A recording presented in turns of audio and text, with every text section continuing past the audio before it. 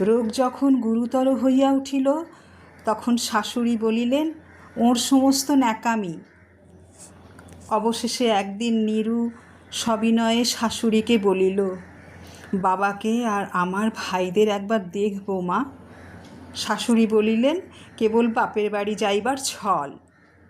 কেহ বলিলে বিশ্বাস করিবে না।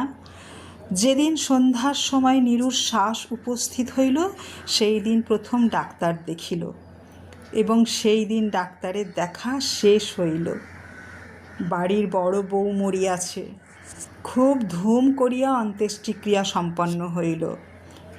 প্রতিমা বিসর্জনের সমারোহ সম্বন্ধে জেলার মধ্যে রায়চৌধুরীদের যেমন লোক বিখ্যাত প্রতিপত্তি আছে, বড় বউয়ের সৎকার সম্বন্ধে রায়বাহাদুরদের তেমনি একটা খ্যাতি রটিয়া গেল। এমন চন্দন কাষ্ঠের চিতা এই মুলুকে কেহ কখনো দেখে নাই।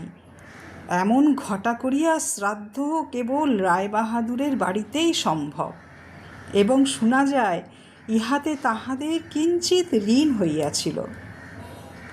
রামসুন্দরকে সান্ত্বনা দিবার সময় তাহার মেয়ের যে কিরূপ মহাসমারোহে মৃত্যু হইয়াছে সকলেই তাহার বহুল বর্ণনা করিল। এদিকে ডেপুটি ম্যাজিস্ট্রেটের চিঠি আসিল, আমি এখানে সমস্ত বন্দোবস্ত করিয়া লইয়াছি, অতএব অবিলম্বে আমার স্ত্রীকে এখানে পাঠাইবে। রায়বাহাদুরের মহিষী লিখিলেন, বাবা, তোমার জন্যে আরেকটি মেয়ের সম্বন্ধ করিয়াছি, অতএব অবিলম্বে ছুটি লইয়া এখানে আসিবে।